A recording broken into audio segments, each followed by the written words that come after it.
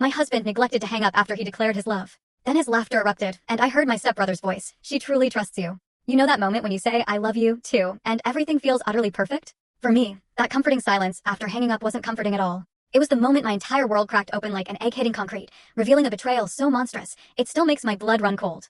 I was just about to end the call, still holding the phone to my ear, when I heard my husband's voice again. But this time, he wasn't talking to me. She bought it completely, Blake said, his voice carrying a satisfied tone that I'd somehow, foolishly, mistaken for contentment throughout our marriage. My blood turned to ice. The phone trembled in my hand as another voice joined the conversation, one that made my stomach drop right through the floor. The insurance policy is solid, my stepbrother Cameron stated, his words cutting through me like shards of glass. 2 million, plus the inheritance properties. Once we trigger the clause about her instability, it all transfers clean.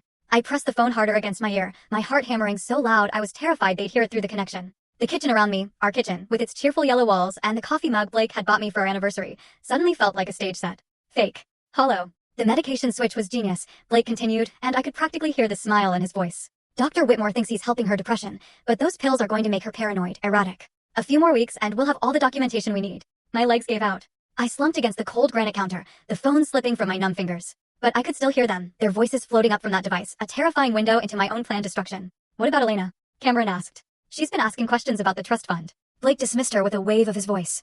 My sister won't be a problem. She's too busy with her own life to dig deep.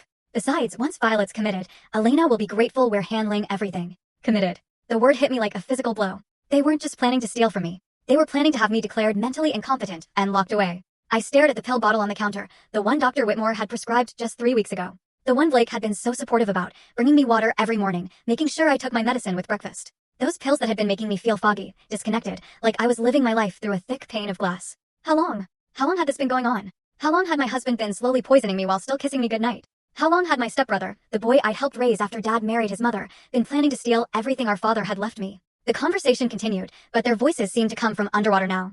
I heard fragments. The lawyer, power of attorney, she'll never see it coming. Each word was another nail in the coffin of the life I thought I'd been living. My name is Violet Ashford, and until 3 minutes ago, I believed I was a woman struggling with depression after losing my father, supported by a loving husband and a caring family. Now I knew I was prey and the hunters had been circling me for months. I forced myself to breathe, to think. The phone was still connected. They still didn't know I could hear them. And for the first time in weeks, my mind felt sharp, crystal clear. Probably because in my rush to get to my therapy appointment, I'd forgotten to take my morning medication. Therapy. Another piece of the full story video added in below.